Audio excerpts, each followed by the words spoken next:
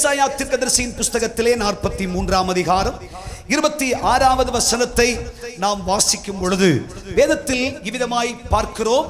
நாம் ஒருவரோடொருவர் வழக்காடும்படி எனக்கு நினைப்பூட்டு, நீ நீதிமானாய் விளங்கும்படி உன் காரியத்தை சொல்லு. ஒரு ஆமேன் சொல்லுங்கள். இந்த வேத வசனம் பல நேரங்களில் நம்முடைய கவன சிந்தைகளில் வந்திருக்கிறது. ஓரமாய் இந்த வசனங்களை சிந்தித்து சில நேரங்களில் இந்த வேத வாக்கியங்களை நம்முடைய கண்களுக்கு முன்பாக நிறுத்தி பலமுறை கொண்டு வந்து அவ்விதமாய் விட்டு சென்றிருப்போம். ஆயினும் தேவனுடைய ஆவியானவர் கொடுத்திருக்கிற சில வேத வசனங்களை உங்கள் கவனத்திற்கு நான் தர வேண்டும் என்று ஆவியினால் ஏவப்படுகிறேன். இன்றைய செய்தியினுடைய சாரம், கர்த்தராகிய தேவன் நீ விரும்பினதை செய்வதற்காக நீ சிலதை கர்த்தருக்கு நினைப்பூட்டு. ஆமேன் சொல்லுங்கள். ஹல்லேலூயா. ஏசாயா தீர்க்கனை கொண்டு ஆண்டவர் சொல்லுகிற பொழுது நாம் ஒருவரோடொருவர் வழக்காடும்படி எனக்கு இதை நினைப்பூட்டு என்று சொல்லுகிறார். 2 வழக்கறிஞர்கள் ஒரு வழக்கின் முடிவுக்காக வழக்காடுவது போல நாம் ஒன்றுக்கொன்று ஒருவரோடு ஒருவர் வழக்காடுவோம், நீ நினைப்பூட்டு என்று சொல்லுகிறார். கையை தூக்கி ஹல்லேலூயா சொல்லு. ஹல்லேலூயா. நீதிபதி உட்கார்ந்து இருக்கிறார். 2 வழக்கறிஞர்கள் வழக்காடுகிறார்கள்.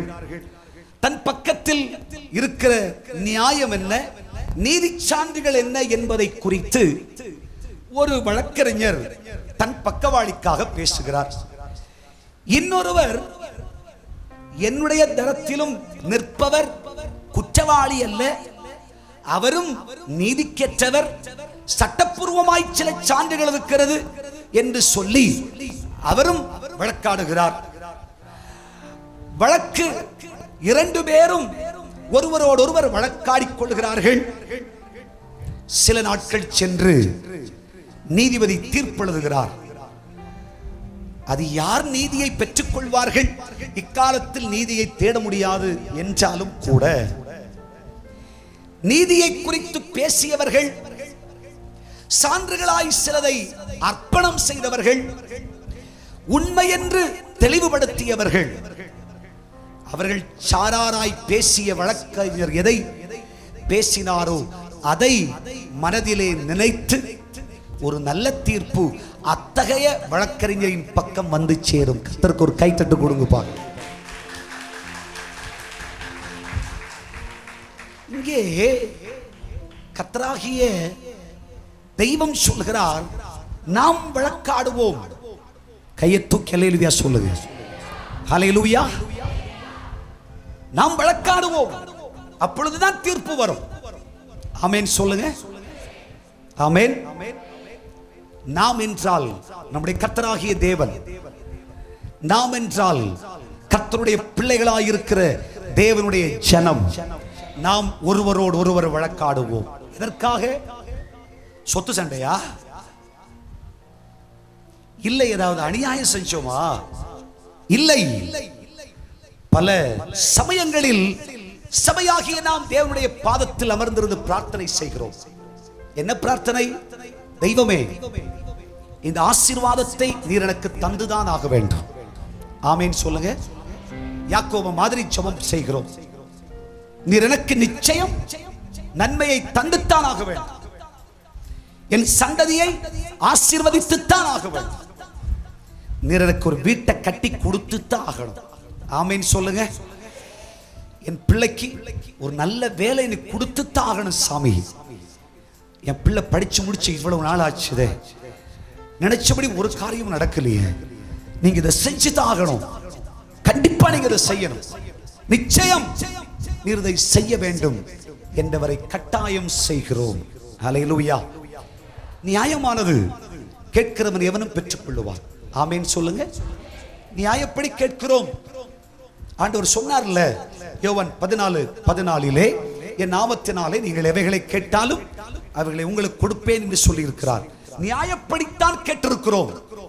ஆனால் அவரிடத்திலே செய்யும் தாரும், இத்தனை நாட்களுக்குள் இதனை செய்தாக வேண்டும், இல்லை என்றால் வேத புஸ்தகத்தை எடுத்து பயன் இல்லை, உம்மை சேவித்து என்ன பயன் என்றெல்லாம் நீதி பேசுகிற நம்மை பார்த்து நம்முடைய கர்த்தர் திருப்பி ஒரு கேள்வி கேட்பார். ஆமா, இவ்வளவு ரொம்ப கட்டாயமா கேள்வி கேட்கிறியே, நான் உன்கிட்ட சிலதை கேட்கட்டுமான்னு கேட்கிறார். என்ன கேட்கிறார்? சரி, நான் இதையெல்லாம் உனக்கு செய்ய வேண்டும், நீ எனக்கு என்ன செய்தாய்? ராமேன் சொல்லுங்க, நியாயம்தானே? இதுதான் வழக்கு. ஹல்லேலூயா, ஹல்லேலூயா. இதுதான் வழக்கு. இதெல்லாம் நான் செய்யணும், சரி. ஆனா நீ என்ன செஞ்ச? இதை கொடுப்பதற்காய் நீ செய்தது என்ன? ஆசீர்வதிக்கணும்னு கேட்கிறியே, உயர்த்தணும்னு சொல்றியே, உன்னை மேன்மையா வச்சுக்கணும்னு சொல்றியே, எல்லாம் நியாயம்தான். ஆனா நான் கேட்கிறேன், நீ என்ன செஞ்ச? நீ என்ன செய்தாய்? இந்த வழக்கிலே சரியான ஒரு தீர்ப்பு வர வேண்டும் என்று சொன்னால் நீ சிலதை அவருக்கு ஞாபகம் ஊட்டு. நீ அவர்கிட்ட சொல்லணும், நான் இதை செஞ்சிருக்கேன், நீ இதை செய்யும். கர்த்தருக்கு ஒரு கைத்தட்டு கொடு. நான் இதை செய்தேன், நீ இதை செய்யும். ஆமென் சொல்லுங்க. நான் உமக்காய் இதை செய்தேன், நீ இதை செய்ய வேண்டும். அப்படி நீ சிலதை நினைப்பூட்டு சபையே என்று கர்த்தர் சொல்லுகிறார். புரிந்தவர்கள் எல்லாம் கையை தூக்கி ஒரு அல்லேலூயா சொல்லுங்க, கம்பீரமா சொல்லுங்க பார்க்கலாம். தேவனுடைய பிள்ளைகளே, அப்படி கர்த்தரிடத்தில் நினைப்பூட்டுவதற்கு நீ என்ன செய்தாய்? ஆமென். ஆண்டவரே, நான் உமக்காய் இன்னதை செய்தேன் என்று சிலதை உன்னால் வரிசைப்படுத்த முடியுமா? அவர் சொல்லுகிறார், நீ சேற்றிலே கிடந்தாய், உன்னை நான் கழுகி இரத்தத்தினால் சுத்தம் பண்ணி உன்னை விலை உள்ள முத்தா வச்சிருக்கேன், தெரியுமா உனக்கு? கை தூக்கி அல்லேலூயா சொல்லுங்க. நீ குப்பையில கிடந்த, நான் உனக்கு குபேரனா வச்சிருக்கேன், தெரியுமா உனக்கு? நீ சின்னவனும் சிறியவனுமாய் இருந்தால் உன்னை நான் அழைத்து ராஜாக்களும் ஆசாரியர்களும் என்ற பட்டியலில் உன்னை வைத்தேன். இருக்கட்டும், எல்லாம் அப்பா கடமை, அப்பா செய்யணும் தான். சரி, இப்ப நிறைய கேட்கிறியே, ஏ வாழ்க்கையை கொடுங்க கொடுங்கன்னு சொன்ன, வாழ்க்கையை கொடுத்தீர். ஒரு குழந்தையை தாரும் என்று கேட்டேன், நீ கொடுக்கல. ஆண்டவரே, ஒரு வீட்டை தாரும் வீட்டை தாரும் என்று கேட்டேன், வீட்டை கொடுத்தீர், வீட்டில் வாழ விடல. ஒரு அல்லேலூயா சொல்லுங்க. வாழ முடியல. படிக்க வச்சுக்கணும் படிக்க வச்சணும் படிக்க வச்சணும்னு சொன்னேன், நான் விரும்பிய படிப்புக்கு என்னை கொண்டு போனீர், ஆனா என்னால பாஸ் பண்ண முடியல. ஒரு அல்லேலூயா சொல்லுங்க. ஏன் இது செய்யலையே? செய்யும். ஞானத்தை தாரும், புத்தியை தாரும். அப்பா உன்கிட்ட கேட்கிறார். சரிப்பா, நம்ம வழக்கே இதுதான். நீ எனக்கு என்னடா செஞ்ச? இதெல்லாம் நான் உனக்கு செஞ்சனே, நீ எனக்கு செஞ்ச என்ன செஞ்ச? ஒன்னு சொல்லு பார்க்கலாம், ஒன்னு சொல்லு. எதாகிலும் ஒன்று, நீ எதையாகிலும் ஒன்றை செய்திருந்தால் அதை மறப்பதற்கு கர்த்தர் அநீதி உள்ளவர் அல்ல. நீ ஒன்று செஞ்சிருந்தா அதை மறப்பதற்கு தெய்வம் அநீதி உள்ளவர் அல்ல. அவர் மறப்பாரா? மறக்க மாட்டார். எபிரேயருக்கு எழுதின நிருபத்தில் நீங்கள் வாசிக்கும் பொழுது 6வது அதிகாரம் 10வது வசனம் சொல்கிறது. எபிரேயருக்கு எழுதின நிருபம் 6ஆம் அதிகாரம் 10வது வசனம், ஏனென்றால் உங்கள் கிரியையையும் நீங்கள் பரிசுத்தவான்களுக்கு ஊழியம் செய்ததினாலும் செய்து வருகிறதினாலும் தமது நாமத்திற்காய் காண்பித்த அன்புள்ள பிரயாசத்தையும் மறந்து விடுகிறதற்கு தேவன் அநீதி உள்ளவர் அல்லவே. கரங்களை தட்டி கர்த்தரை மகிமைப்படுத்துங்கள். ஆண்டவரே, என் குடும்பத்தில் யாருமே ரட்சிப்பை பெறவில்லை, ஆனால் உம்மை என் வாழ்க்கை துணையாய் ஏற்றுக்கொண்டு உம்மை பின்பற்றி நான் புறப்பட்டு வந்தேன். உம்மை நம்பி உமக்காக வாழ்ந்து கொண்டிருக்கிறேன். நீர் என் செல்வம், நீர் என் நம்பிக்கை. அதை நினைத்தருளும். ஆமென் சொல்லுங்க. உமக்காய் வாழ துணிச்சல் கொண்டேன். என் குடும்பத்தில் என்னை தூக்கி எறிந்தார்கள், மறந்தார்கள், என்னை துரத்தினார்கள், ஏற்றுக்கொள்ள மாட்டேன் என்று சொன்னார்கள். நீர் நினைத்தருளும் சுவாமி என்று நீ சிலதை சொல்லக்கூடுமா? செல்ல தகப்பனே, உமக்காய் அடிகளை பட்டேன், பாடுகளை ஏற்றுக்கொண்டேன், எல்லாராலும் மறக்கப்பட்டேன், உடைந்த பாத்திரத்தை போலானே. நீ சொல்ல முடியுமா? நீ சொல்ல முடியுமா? இன்று இந்த ஆராதனைக்கு தேவன் உன்னை எதற்காக கொண்டு வந்தார் தெரியுமா? நீ நன்மைகளை கர்த்தர் கொடாததினாலே நீ கர்த்தரை விட்டு பின்வாங்கி போனாய், தெய்வ சமூகத்தை மறந்தாய், கர்த்தரை ஸ்தோத்தரிப்பதை விட்டுவிட்டாய், நீ ஜெபிப்பதை மறந்தாய். ஏன் இது சம்பவித்தது என்பதை ஞாபகமூட்டும்படி கர்த்தர் உன்னை இங்கே கொண்டு வந்திருக்கிறார். கைகளை உயர்த்தி அல்லேலூயா சொல்லுங்க, சத்தம் உயர்த்தி.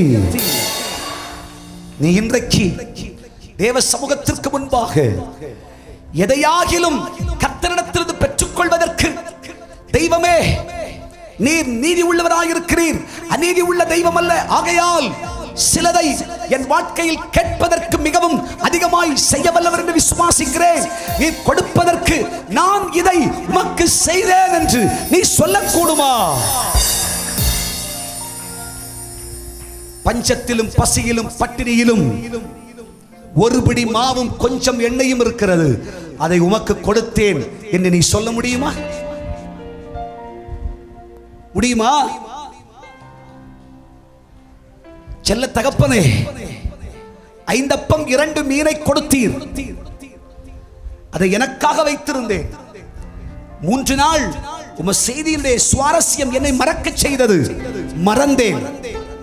உங்களிடத்தில் என்ன இருக்கிறது என்று கேட்ட பொழுது அந்த 5 அப்ப 2 மீனை நான் கொண்டு திறந்து உன் கரத்திலே கொடுத்தேனே, அதை நினைச்சு நீ சொல்ல முடியுமா? என்னிடத்தில் கட்டுக்கட்டா சொல்றதுக்கு ஒன்றும் இல்லை, 2 காசு தான் இருந்துச்சு, அந்த 2 காசையும் உமக்காக போட்டேன், நீ சொல்ல முடியுமா? அதை நினைச்சு கர்த்தர் உன்னை ஆசீர்வதிப்பார். நீ சொல்ல முடியுமா? சில சான்றுகளை வரிசையாய் அடுக்கிக் கொண்டு போக உன்னால் முடியுமா? அப்படி செய்யக்கூடுமானால் இன்று இவ்விடத்தில் செய்யப்படுகிற எல்லா விண்ணப்பங்களுக்கும் பரலோகம் திறக்கப்படும், ஆசீர்வாதம் இறங்கி வரும். இன்று, நாளை அல்ல, இன்று, இந்த நாள், இந்த நிமிடமே கர்த்தர் உனக்காய் பலத்ததையும் பெரிதானவைகளையும் புதிதானவைகளையும் செய்வேன். அப்பாக்கு நான் இதை செஞ்சிருக்கேன், உமக்கென்று இதை நான் செய்தேன். ஆண்டவரே, இத்தனை ஆத்துமாக்களை, எனக்கு சாப்பிட கூட பணம் இல்லை, ஆனாலும் ஆத்துமாக்களை குறித்த தாகத்தோடு என் சாப்பாடு காசை மிச்சம் மீதியா வச்சு ஆத்துமாக்களுக்காய் செலவு பண்ணவும் செலவு பண்ணப்படவும் உன்னை தியாகம் செய் என்று தேவனுடைய அழைப்பை கேட்ட மாத்திரத்தில் என் வயித்தை கட்டி வாயை கட்டி ஜனத்தை ரட்சிப்புக்குள்ளாக நடத்தினே.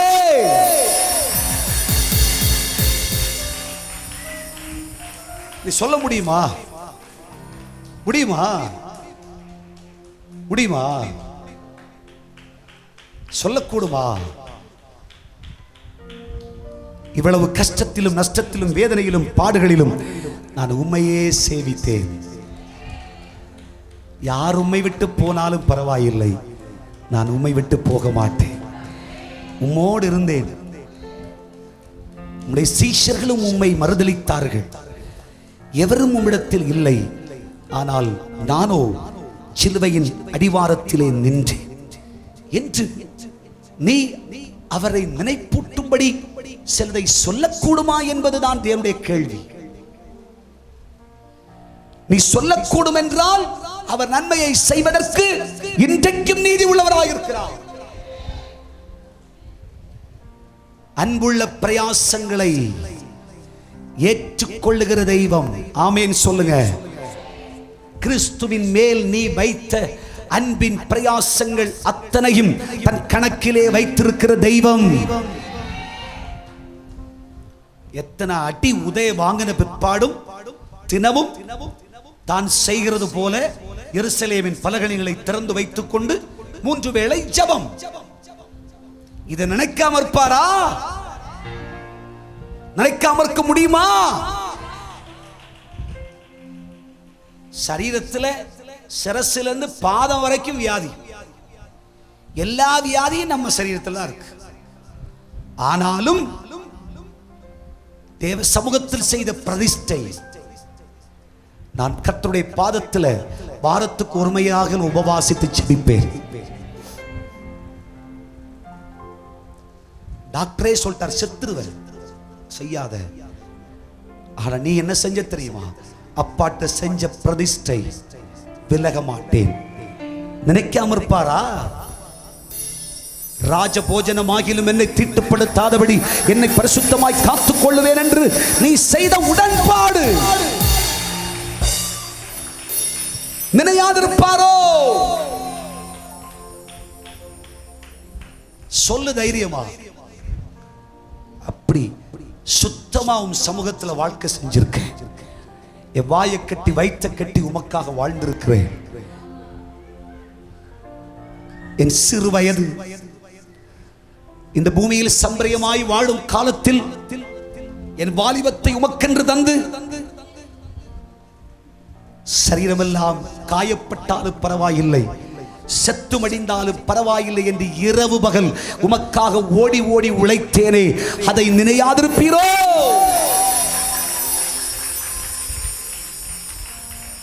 வேதத்தை சுமந்து கொண்டு வேதத்தை சுமந்ததினால் 65 நாட்கள் 70 நாட்கள் ஆகாரமின்றி பசியோடு பட்டினியோடு வேதனைப்பட்டு துணியா துடிச்சதை நினையாதிருப்பீரோ? நினைப்பூட்டு கர்த்தருக்கு அவர் வாரத்தின் பலகணிகளை திறப்பார். இடம் கொள்ளாமல் போக மட்டும் உன்னை ஆசீர்வதிப்பார். நீ சொல்றதுக்கு சிலது வேணும். நானும் கல்லூரியில் தான் படிச்சேன். எல்லா பிள்ளைகளும் மாதிரி நான் ஊர் சுத்தி எல்லாம் வரல தெய்வமே. எல்லா பிள்ளைகளும் மாதிரி நான் அநியாய அக்கிரமம் செய்யல, துன்மார்க்கத்துக்கு எது மாதிரி செய்யல. கூட படிச்சவங்க எல்லாம் முட்டா பயல, அறிவு இருக்காடா உனக்கு, படிக்கிற காலத்துல ஜாலியா இருக்கிறடா, இதெல்லாம் விட்டு விட்டு போய் பைபிள், ஸ்தோத்திரம், அல்லேலூயா, கூட்டம், அபிஷேகம், அந்நிய பாஷை, அட முட்டா பயல, அறிவில்லாதவன அப்படின்னு எத்தனை பேர் சொன்னாங்க. ஆனாலும் கூட பரவாயில்ல, என்ன வந்தாலும் கர்த்தருடைய பாதத்தில் அமர்ந்திருப்பேன். யார் பரியாசம் பண்ணினாலும் பரவாயில்லை, என் கர்த்தர் எனக்கு போதும். என்ன ஏளனமானாலும் பரவாயில்லை, கர்த்தர் இதை நினையாதிருப்பாரோ? அவர் அநீதி உள்ள தெய்வம் அல்லவே. உன்னோடு பயின்றவர்கள் எல்லாரை பார்க்கலும் கர்த்தர் உன்னை நட்சத்திரமாய் மாற்றுவார். உன்னோடு பிறந்தவர்கள் எல்லாரை பார்க்கலும் கர்த்தர் உன்னை மேன்மையாய் வைப்பார். தெய்வம் இதெல்லாம் மறக்காம வச்சுப்பார். ஆனா இது வழக்கு. ஆமென் சொல்லுங்க. ஹல்லேலூயா. எல்லாம் ஜட்ஜுக்கு தெரியும், என்ன பத்தி அவருக்கு ரொம்ப தெரியும். என் கேஸ் என்ன, என் வழக்கு என்ன, இதனுடைய நிலை என்ன, எல்லாம் ஜட்ஜுக்கு தெரியும்னு சொல்லிக்கிட்டு என்னுடைய சாரத்து வழக்கறிஞர் அப்படியே டான்ஸ் ஆடிக்கிட்டாங்க நின்னாருன்னு சொன்னா தீர்ப்பு வருகிற பொழுது ஒருவேளை தலைகீழா மாறி போயிடும். அல்லேலூயா சொல்லுங்க. அவருக்கு தெரியுதோ தெரியலையோ, வழக்கறிஞர் செய்ய வேண்டிய வேலை வழக்காடு, வழக்காடு, வழக்காடு. கேளு, சொல்லு, நினைப்பூட்டு, கையை தட்டி கர்த்தரை மகிமைப்படுத்து. நல்ல கையை தட்டி சொல்லு, உமக்காய் இதை செய்தேன், நீர் என்னை ஆசீர்வதியும். உமக்காய் இதை என் வாழ்க்கையில் அனுபவித்தேன், நீர் என்னை ஆசீர்வதியும். ஏன் செல்ல தகப்பனே, ஓடோடி வந்து எனக்கு முடிஞ்ச வேலை அதுதான். இந்த சர்ச்சை நான் கிளீன் பண்ணல, அதை நினைச்சு என் பிள்ளைகளை ஆசீர்வதிங்க. 10 ஆத்துமா வீட்டுல கேவலப்பட்டாலும் பரவாயில்லன்னு ஓடி போய் இயேசு வாழ்வளிக்கிறார் ஊழியத்துக்கு வான்னு சொன்னல்ல, அதை நினைச்சு என் பிள்ளையை ஆசீர்வதிங்களா?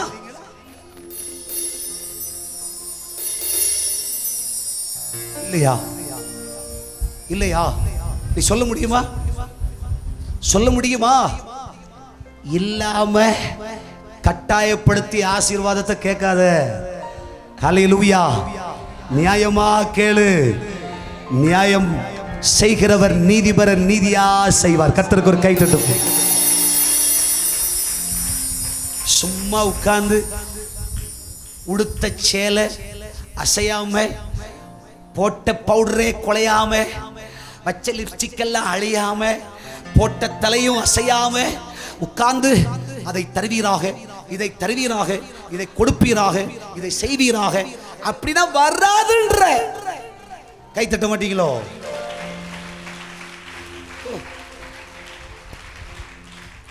ரொம்ப படிச்சதுனால, ரொம்ப விவரசாலியானதுனால ஐயோ அதெல்லாம் பாடுறதெல்லாம் சும்மா சும்மா சும்மா சும்மா கை தட்டு சும்மா சும்மா சும்மா இரு.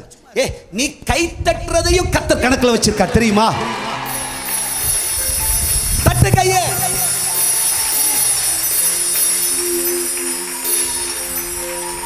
அப்பா சமூகத்துக்கு வந்தா நீ உலகத்தை மறந்துடணும். ஆமென். பக்கத்துல யார் நிக்கிறான்னு பார்க்க கூடாது. செல்ல தகப்பனின் முகத்தை பார்க்கும் பொழுது நீ மகிழ்ச்சியோடும் பரிசுத்தத்தோடும் கர்த்தருக்கு ஆராதனை செய்வாயாக. நீதிமான்களின் கூடாரத்திலே ரட்சிப்பின் கம்பீர சத்தம் உண்டு. அப்படி இப்படி இப்படி எல்லாம் ஸ்டைல் வசிப்பெல்லாம் வேணாம். அல்லேலூயா சொல்லுங்க. ஆடாம அசையாம அதெல்லாம் வேணாம். இப்பா 10 நரம்பு வீணையால் கையை தட்டு. முழு பலத்தோடும் முழு ஆத்துமாவோடும் கர்த்தரில் அன்பு கூர்வாயாக. இதெல்லாம் அப்பா கணக்கில் வச்சுப்பா. நீ ஆவியில நிறைந்து ஜெபிக்கிற நேரத்தில் பல பேர் உன்னை பரியாசம் பண்றாங்க. நீ கவலைப்படாத. கை தூக்கி அல்லேலூயா சொல்லு. ஒரு மரியாதை இல்லை, ஒரு அளவே இல்லை. சும்மா போட்டு ஆட்டமும் பாட்டமும் கைத்தட்டு ஸ்தோத்திரமும் அல்லேலூயா. ஒரு விவரமே இல்லை. சொல்றவனுக்கு விவரம் இல்லைன்றத பரலோகத்துக்கு தெரியும். கர்த்தருக்கு ஒரு கைத்தட்டு கொடு. நீ ஆடு, நீ பாடு, நீ துதி, நீ ஆராதனை செய். உன் வாயை விரிவாய் திற. இதெல்லாம் அப்பா கணக்கில் வச்சுப்பா. என் பிள்ளை என் சமூகத்துக்கு வந்தா என்ன கைத்தட்டு, என் பிள்ளை என் சமூகத்துக்கு வந்தா என்ன பாட்டு, என் பிள்ளை என்ன ஆட்டம், என்ன பாட்டு. நான் என் பிள்ளைய ஆசீர்வதிக்காம இருக்க முடியுமா? நீ சொல்லணும். அப்பா பாடினதை நினைத்து, செபித்ததை நினைத்து, உபவாசித்ததை நினைத்து, உமக்காய் வைராக்கியம் என்றதை நினைத்து, உம்முடைய சமூகத்திலே எந்த விதமான உலக மனுஷனுடைய வார்த்தைகளையும் பாராமல், உலகத்தை நேசியாமல், உலகம் என்னை தூஷித்த பிற்பாடும் உமக்கு ஆராதனை செய்ததை நினைத்து நீர் என்னை ஆசீர்வதியோ.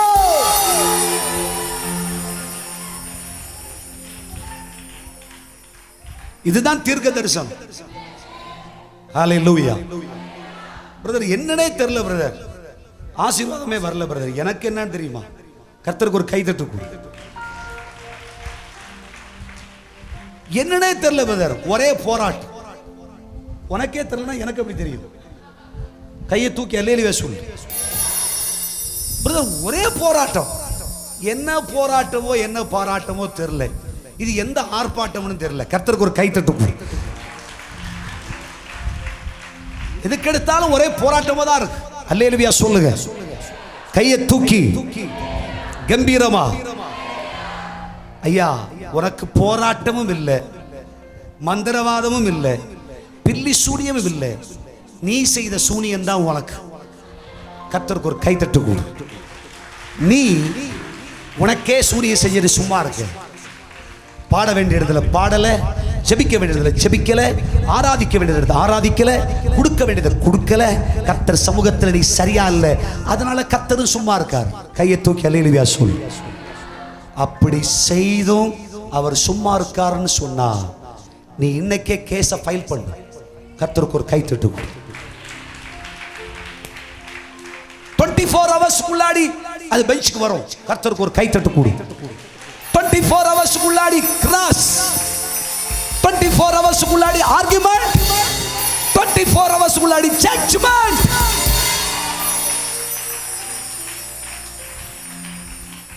நம்பிக்கை இருந்தா கை தட்டி கர்த்தரை மகிமைப்படுத்து. 24 hours முடியுமா? அவருக்கு நினைப்பூட்டி சொல்ல தயாரா? உமக்காய் வாழ்கிற எனக்கு, உமக்கென்று ஜீவிக்கிற எனக்கு வந்திருக்கிற இந்த பிரச்சனை, இந்த கஷ்டம், இந்த வேதனை, இந்த வியாதி, ஏன் சும்மா இருக்கிறீர்? சுகத்தை தாரும், எனக்காய் போராடும், எனக்காய் யுத்தம் செய்யும், எனக்காய் கிரியை செய்யும், என் கடனை மாற்றும், என் பிரச்சனையை மாற்றும், என் குடும்பத்தில் அற்புதம் செய்யும். உமக்காய் இவ்வளவு பாடுகளை அனுபவிச்சு ஒவ்வொரு வாரமும் ஞாயிற்றுக்கிழமை ஆராதனைக்கு வரும் பொழுது குறையாம 100 கிலோமீட்டர் 150 கிலோமீட்டர் பிரயாணம் பண்ணி ஆராதனை செய்கிறேன். அல்லேலூயா. கர்த்தர் பாப்பார், ஓஹோ அப்படியா, நீ என் செல்லடா. கர்த்தருக்கு ஒரு கை தட்டு கொடுங்க. உனக்கு செய்யாம யாருக்கு செய்யடா? கர்த்தருக்கு ஒரு கை தட்டு கொடுங்க. உடனே உடனே உடனே உடனே உன் சரித்திரத்தையே கர்த்தர் மாற்றி அமைப்பார். உன் நிலைகளை கர்த்தர் மாற்றி அமைப்பார். உனக்கு ஒரு புது சரித்திரத்தை கர்த்தர் கொண்டு வருவார். ஹல்லேலூயா. இதுதான் தீர்க்க தரிசனம். ஆமென். இன்று இன்று இன்று இந்த ஆராதனை நேரத்திலே நீ சிலதை கர்த்தருக்கு நிலை போட்டணும். டாடி, இதை நினைச்சு என் பிள்ளையை ஆசீர்வதிங்க, இதை நினைச்சு என் குடும்பத்துக்கு நன்மை செய்யுங்க, இதை நினைச்சு என் கண்ணீரை தொடைங்க, இதை நினைச்சு என் பிரச்சனையை மாற்றுங்க. அப்படி சிலதை நினைப்பூட்ட நீ தயாரா? சொல்ல தயாரா? வேத புஸ்தகத்தில் இப்படி சிலர் கர்த்தரை நினைப்பூட்டி வெற்றி பெற்றார்கள். ஆமென் சொல்லுங்க. அதற்கு நிழல் சான்றுகளும் இருக்கிறது, நிஜ சான்றுகளும் இருக்கிறது. ஆமென் சொல்லுங்க. சொல்றது புரிஞ்சுதா? நிழல் சான்றுகளும் இருக்கிறது, நிஜ சான்றுகளும் இருக்கிறது. ஆமென். அவ்வளவு சொல்லிரட்டுமா? சொல்லிரலான்றவங்க எல்லாம் கை தூக்கி அல்லேலூயா சொல்லுங்க. பாதி கையை காணோமே. சொல்லிரலான்றவங்க எல்லாம் கையை தூக்கி அல்லேலூயா சொல்லுங்கன்னு சொன்னேன். சட்டுப்பட்டுன்னு சொல்றேன், சீக்கிரம் முடிச்சிடுறேன். சரியா? வேத புஸ்தகத்தில் எஸ்தர் புஸ்தகம் 6ஆம் அதிகாரம் 1-2 நிழல் சான்று சொல்றேன். அகாஸ்வேரு என்கிற ஒரு ராஜா இவனை கொலை செய்வதற்கென்று 2 பேர் சதி செய்தார்கள். மொர்தேகாய் என்கிற யூத மார்க்கத்தான் இதை அறிந்தான். ராஜாங்கத்துக்கு போனான். ஐயா, ராஜாவை கொலை செய்வதற்கு 2 பேர் சூழ்ச்சி செஞ்சுட்டு இருக்காங்க ஐயா என்று சொல்லி கொடுத்தான். கர்த்தருக்கு ஒரு கைத்தட்டு கொடுங்க. இன்னைக்கு கூட இருக்கிறவனை கொல்ல நினைச்சாலே வாயை திறக்க மாட்டானுங்க. கர்த்தருக்கு ஒரு கைத்தட்டு கொடுங்க. நீ உண்மையான மொர்தேகாயா இருந்தால் சொல்ல வேண்டிய இடத்துல சொல்ல வேண்டியதை சொல்லுங்க. கர்த்தருக்கு ஒரு கைத்தட்டு கொடுங்க. இதுக்கெல்லாம் எக்ஸ்பிளனேஷன் இப்ப கொடுத்தா பல பேருக்கு கஷ்டமா இருக்கும். ஆமென் சொல்லுங்க. ஹல்லேலூயா. சூழ்ச்சி செய்தவர்களை குறித்து ராஜாங்கத்துக்கு முன்னே சொன்னார். ஆனால் மொர்தேகாய்க்கு வரவேண்டிய கனம், வரவேண்டிய உயர்வு, ராஜ மேன்மை இதொன்றும் அவருக்கு கிடைக்கப்படவில்லை. நடவடி புஸ்தகத்தில் இதை குறித்து எழுதினார்கள். ராஜாவை கொல்ல சதி செய்த 2 பேரை குறித்து மொர்தேகாய் விளக்கமாய் தெளிவாய் சொன்னதினாலே ராஜாவின் உயிர் தப்பிவிக்கப்பட்டது இந்த நாள் இந்த நேரத்திலே என்று நடவடி புஸ்தகத்தில் எழுதப்பட்டது. அப்படியே எழுதி வச்சு விட்டுட்டானுங்க. அல்லேலூயா. வேதம் சொல்கிறது, யூதர்களுக்கு பிரச்சனை வர்ற நேரம், கஷ்ட நேரம் வந்துச்சு, என்ன செய்யணும் தெரியல. யூத மார்க்கத்தை அழித்து சூறையாடும்படி கட்டளை பிறந்திருக்கிறதே என்று கலங்கிய நேரத்தில் மொர்தெகாய் வாசல் காக்கிறவன் எஸ்தரை பார்த்து சொன்னான், நீ இந்த காலத்தில் மௌனமாயிருந்தால் யூதருக்கு ரட்சிப்பு வேறு வழியாய் வரும். என்ன செய்ய, ஏது செய்ய? எஸ்தர் ராஜாங்கத்துக்கு முன் போனாள். மொர்தெகாய் தன்னுடைய வாழ்க்கையிலே செய்தவைகளை பற்றி யாரும் நினையாதிருக்கும் பொழுது, சொல்லாதிருக்கும் பொழுது நடபடி புஸ்தகம் திறக்கப்பட்டது. வாசல் காக்கிற யூதனாகிய மொர்தெகாயிலிருந்து அத்தனை யூதர்களுடைய நிலைகளை குறித்தும் பேசப்படுகிறது. அப்பொழுதுதான், ஐயா, மொர்தெகாய் சாதாரணமானவன் அல்ல, வாசல் காக்கிறவன் உண்மைதான், ஆனால் அவன் செய்த ஒரு பெரிய காரியம் உண்டு.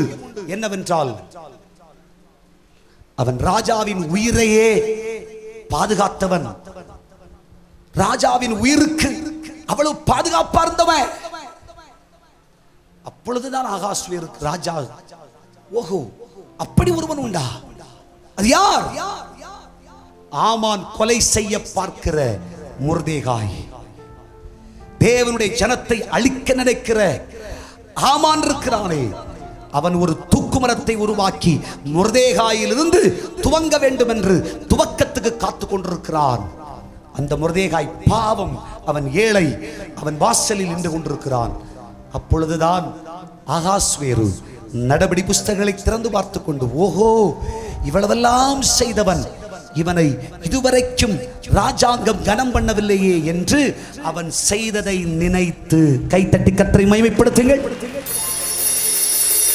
மொர்தெகாயை அழைச்சு அவனுக்கு மகுடம் வச்சு ஊரெல்லாம் ராஜாவினாலே கனம் பண்ணப்படுகிறவன் இவன் தான் என்று சொல்லப்பட்டான். கைகளை தட்டி கர்த்தரை மகிமைப்படுத்து.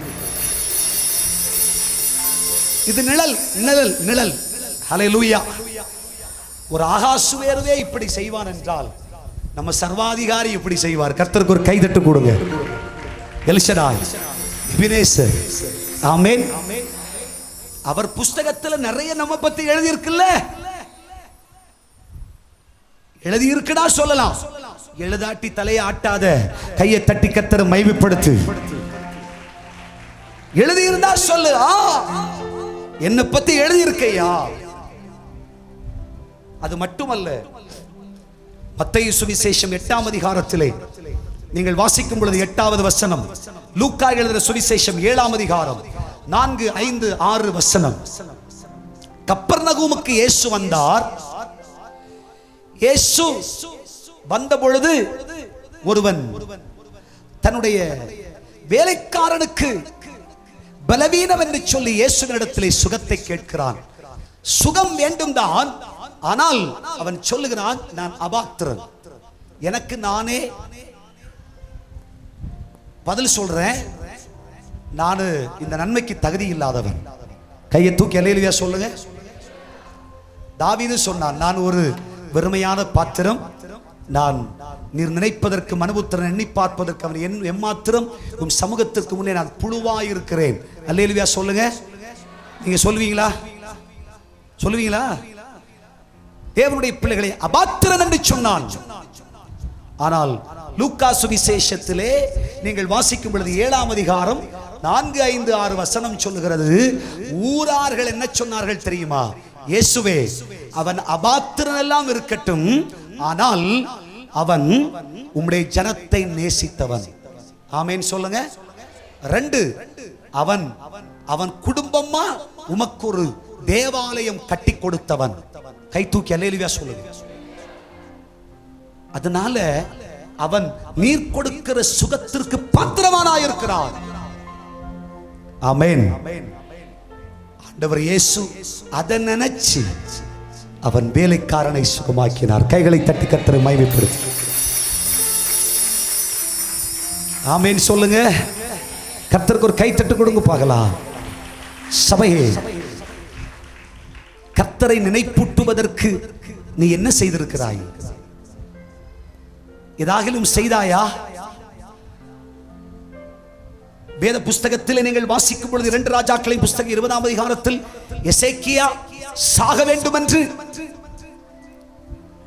சொல்லப்பட்டு விட்டது. ஏசாயா தீர்க்கதரிசியினால் செத்துருவா, அழிஞ்சிருவா, தொலைஞ்சிருவா, முடிஞ்சு போச்சு. ஆனால் எசேக்கியா என்ன செய்தான் தெரியுமா? தெய்வ சமூகத்துக்கு முன்னாடி போனான். 3வது வசனம் படிச்சீங்கன்னா பைபிள் சொல்லுது, ஆண்டவரே நான் உமக்கு முன்பாக உண்மையாய் நடந்தவன். 2 நான் மன உத்தமமாய் நடந்தவன்.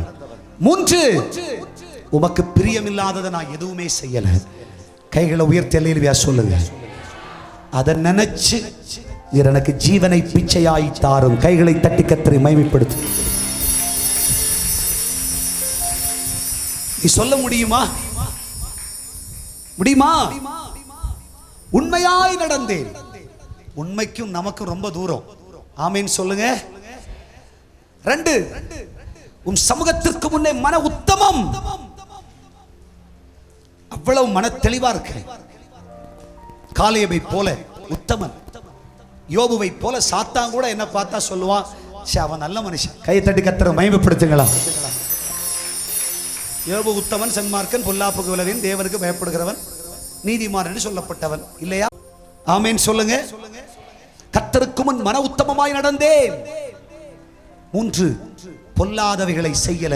கர்த்தருக்கு பிரியமானது இன்னதென்று சோதித்தறிந்தேன். ஆமென் சொல்லுங்க. கர்த்தருக்கு பிரியமானது என்ன? தேவனுடைய நீதியை நிறைவேற்று, அது பிரியமானது. ஆமென் சொல்லுங்க. அப்போஸ்தலனாகிய பவுல் தீமோத்தேயுவுக்கு நிருபம் எழுதினார், நீ ராஜாக்களுக்கும் அதிகாரிகளுக்கும் இந்த உலகத்துக்குமாக வேண்டுதல் செய், அது கர்த்தருக்கு பிரியமானது. ஆமென் சொல்லுங்க. ஹல்லேலூயா. அப்பொழுது நீ பிரியமானவர் என்று சொல்லப்படுவாய். பிரியமானவரே, அப்பொழுது நீ ஆத்துமா வாழ்கிறது போல எல்லாவற்றிலும் வாழ்ந்து வாழ்வாய், சுகமாய் இருப்பாய். கர்த்தருக்கு ஒரு கை தட்டு கொடுங்க.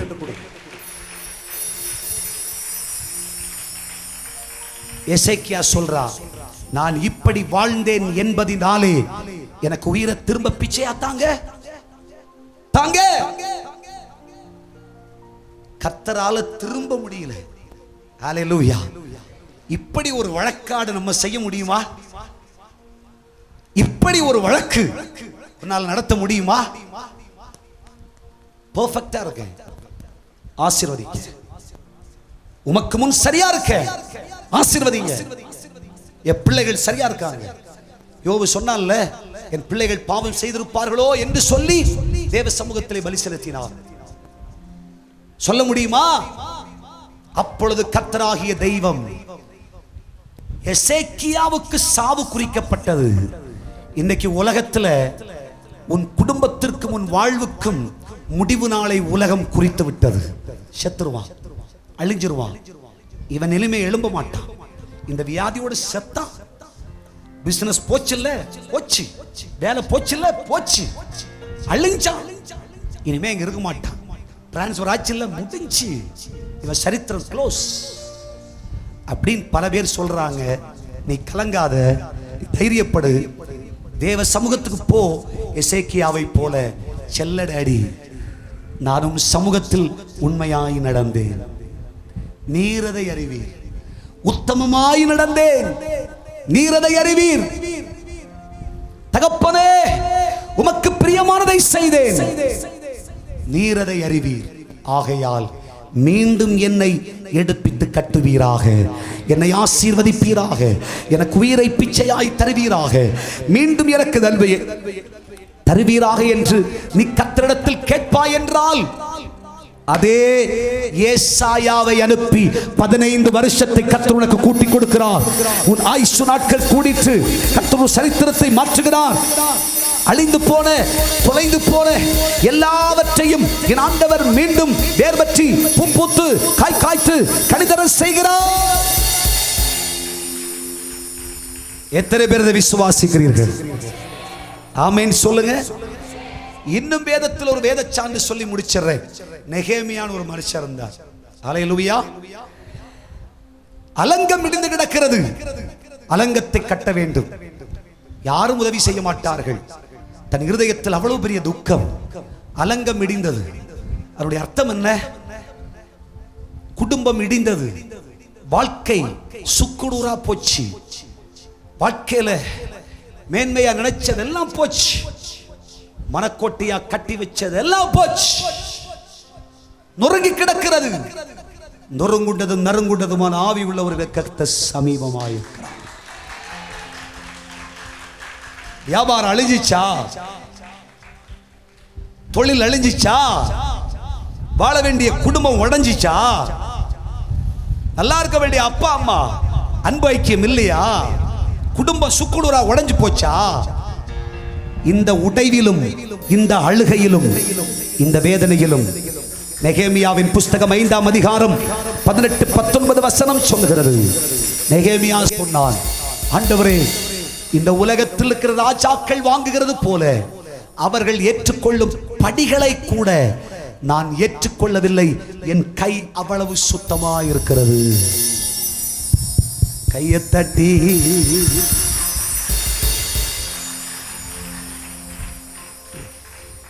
உலகத்தில் எல்லாரும் எனக்கு மேலதிகாரி கீழதிகாரி வரைக்கும் சம்பளமும் கிம்பளமும் வாங்குறான். ஆனா நான் எனக்கு வர வேண்டிய படிய கூட வாங்கல தெரியுமா? அவ்வளவு சுத்தமா இருக்க தெரியுமா? என் வாழ்க்கை அவ்வளவு கணிசமா இருக்கிறது தெரியுமா? நெகேமியா அழுகிறாள் தேவ சமூகத்தில். 2 நெகேமியாவின் புஸ்தகம் 13ஆம் அதிகாரம் 10வது வசனம் சொல்லுகிறது, லேவியர்களும் பாடகர்களும் தேவனுடைய சமூகத்தை விட்டு போனார்கள். விட்டு போனவர்கள், கெட்டு போனவர்கள், தெய்வ சமூகத்தில் வந்து திரும்பி போனவர்கள். வந்துகிட்டு இருந்த விசுவாசி இப்ப வரல. கை தூக்கி அல்லேலூயா சொல்லுங்க. நல்லா ஊழியம் செய்த மனுஷன் இப்போ வந்துகிட்டு இருந்தார், இப்போ வரல. கையை தூக்கி அல்லேலூயா சொல்லுங்க. அவன் வந்தா என்ன, வராமடி போனா எனக்கு என்ன? கை தூக்கி அல்லேலூயா சொல்லுங்களேன். அப்படி நெகேமியா சொல்லவில்லை. வராதவர்களை தேடி போனான். தேடி போய், ஏன் நீ வரல? வா, நீ செய்யறது தவறு தெரியுமா உனக்கு? இது கர்த்தருடைய சமூகம். கர்த்தருடைய சமூகத்தில் செய்ய வேண்டிய வேலையை நீ தான் செய்யணும். நீ ஏன் விட்டு போன? ஆமென் சொல்லுங்க. இதற்கு வேத புஸ்தகத்தில் பரிசுத்த ஆவியானவர் யாக்கோபு நிருபம் எழுதும் பொழுது வேத புஸ்தகத்தில் நீங்கள் வாசித்து பாருங்கள். யாக்கோபின் புஸ்தகம் 5ஆம் அதிகாரம் 19-20 வசனங்களில் வாசிக்கும் பொழுது பைபிள் சொல்லுகிறது, சகோதரரே, உங்களில் ஒருவன் சத்தியத்தை விட்டு விலகி மோசம் போகும் பொழுது மற்றொருவன் அவனை திருப்பினால், நல்லா கவனிங்க, அவன் மோசம் போகும் பொழுது மற்றொருவன் அவனை திருப்பினால், 20வது வசனம் சொல்லுது, தப்பி போன மார்க்கத்தினின்று பாவியை திருப்புகிறவன் ஒரு ஆத்துமாவை மரணத்தினின்று ரட்சித்து திரளான பாவங்களை மூடுவான் என்று அறிய கடவன். இந்த வசனம் தெரிஞ்சிருந்தனா என்னைக்கே இந்த ஊழியம் செஞ்சிருப்போம். கர்த்தருக்கு ஒரு கைதட்டு கொடுங்களேன், இல்லையா? விட்டு போனவனை பத்தி கவலையோடு தேவ சமூகத்திலே செபித்து, வா, திரும்பி வா. நெகேமியா என்ன செய்தான் தெரியுமா? பைபிள் சொல்லுது, வீட்டில் போய் படிங்க. அவன் தலைவர்களோடு போய் கெஞ்சினான். அவன் செஞ்ச தப்பா நினைக்காதீங்க, தயவு செஞ்சு அவனை மன்னிச்சிருங்க, அவனை ஏத்துக்கங்க. மீண்டும் கெஞ்சினான், தலைவரிடத்தில் போய் கேட்டான். கர்த்தர் இதெல்லாம் கணக்கில் வச்சிருந்தார். கையை தூக்கி அல்லேலூயா சொல்லுங்க. யாருக்காக? கர்த்தருக்காக. தப்பி போன மார்க்கத்தின் தேவனுடைய பிள்ளை, மார்க்கத்தின் தப்பி போன மனுஷன் அவனை ரட்சித்து கொண்டு வரும்படி அவர்களை எல்லாம் தேவ சமூகத்திலே சேர்த்து கர்த்தருடைய சமூகத்தை பரிசுத்த நாளாய் எண்ணி தேவனுடைய சமூகத்திலே அவ்வளவு மேன்மை உள்ளவனாய் இருந்து பைபிள் சொல்லுகிறது, அங்கே செய்ய வேண்டிய எல்லா பணிவிடையும் நெகேமியா செய்தான். கைகளை தட்டி கர்த்தரை மகிமைப்படுத்துங்கள். ஆகையால் அதனாலே என் கர்த்தராகிய தேவன் என்னை நினைத்தருள வேண்டும் என்று கேட்டுக்கொண்டான். பைபிள் சொல்லுகிறது, கர்த்தராகிய தெய்வம் நெகேமியாவை நினைத்தருளினார். கர்த்தர் அவனோடு கூட இருந்தார். உடைக்கப்பட்ட நொறுக்கப்பட்ட அலங்கம் எடுப்பித்து கட்டப்பட்டது. கர்த்தர் சொல்கிறார், இன்றைக்கும் நீ இதை செய்ய துணிந்தால், நீ செய்தால், செய்திருந்தால் கர்த்தருக்கு அதை ஞாபகமூட்டு. கர்த்தராகிய தெய்வம் நிச்சயமாகவே இடிந்து போன உன் குடும்பத்தை, அலங்கத்தை, உடைந்து போன உன் வாழ்க்கையை மீண்டும் எடுப்பித்து கட்டுவார். எத்தனை பேர் இதை விசுவாசிக்கிறீர்கள்? தொலைஞ்சு போனதெல்லாம் ஆண்டவர் சரி பண்ணி தருவார். ஆனா நீ என்ன செய்யணும் தெரியுமா? நீ செய்தது சிலத கர்த்தருக்கு ஞாபகம் ஊட்டு. ஹல்லேலூயா. நீ கரிசனையா செஞ்சிருந்தா அவர் இன்றைக்கே உனக்கு பதில் செய்ய வல்லவராக இருக்கிறார். இன்னைக்கே உன் கூடாரத்தை எடுப்பித்து கட்டுவார். இன்றைக்கே உன் வாழ்க்கையை ஆசீர்வதிப்பார். இன்றைக்கே கர்த்தரை மேன்மைப்படுத்துவார். இன்றைக்கே கர்த்தரை கனம் பண்ணுவார். இன்றைக்கே கர்த்தருடைய நன்மை உன் வாழ்க்கையிலே வந்து தங்க போகிறது. வானம் உனக்காய் திறக்கப்படும், திறக்கப்படும், திறக்கப்படும். கர்த்தருடைய கரம் கிரியை செய்ய போகிறது. எத்தனை பேர் விசுவாசிக்கிறீர்கள்?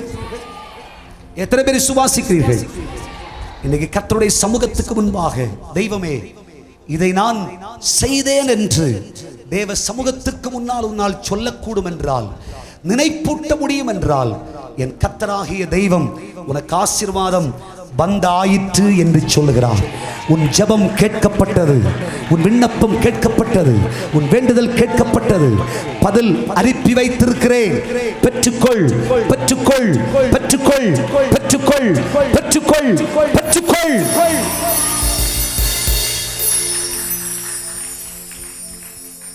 நாம் ஒருவரோடொருவர் வழக்காடுவதற்கு நினைப்பூட்டு. அல்லேலூயா. நினைப்பூட்டலாமா? சொல்லலாமா? நானும் இப்படி செஞ்சப்பா என்று சொல்வீர்களா? சொல்ல தயாரா? கண்களை மூடுவோம். உம் சமூகத்துக்கு முன்னே நான் சரியா இருக்கேன், நீங்க என்ன ஆசீர்வதிங்க. ஹல்லேலூயா. நீங்க எனக்கு நன்மை செய்யுங்க, என் குடும்பத்தை ஆசீர்வதிங்க, என்னை மேன்மைப்படுத்தும் நேசரே என்று தேவ சமூகத்திலே கேளுங்கள். நம் தெய்வத்தால் ஆகாதது ஒன்றும் இல்லை. ஹல்லேலூயா. இது தீர்க்க தரிசனம். நன்மை உண்டாவதற்கு தெய்வம் வழிகாண்பித்து தருகிறார். நீ இதை மறந்து விடாதே. நினைப்பூட்டு. அப்பா, உம் சமூகத்திலே நான் நின்றதை நினைத்து, உம் சமூகத்திலே என்னை தந்ததை நினைத்து என்னை ஆசீர்வதிங்க. நினைத்து என்னை ஆசீர்வதிங்க. நினைப்பூட்டு, நினைப்பூட்டு. மனதார சொல்லு. அழுது அழுது ஜெபித்தேனே, தெய்வ சமூகத்தில் நின்றேனே, எவ்வளவு வைராக்கியமாய் உமக்கென்று சாட்சியாய் நின்றேன். அதை நினைச்சு என்ன ஆசீர்வதிங்க. எங்க அப்பா அம்மா செஞ்சதை நினைச்சு என்ன ஆசீர்வதிங்க. என் வாழ்க்கையில நான் செஞ்சதை நினைச்சு என் சந்ததியை ஆசீர்வதிங்க. என்னை கைவிடாதீங்க. இயேசுவின் இன்ப நாமத்தில் கேட்கிறோம் நல்ல பிதாவே, ஆமென்.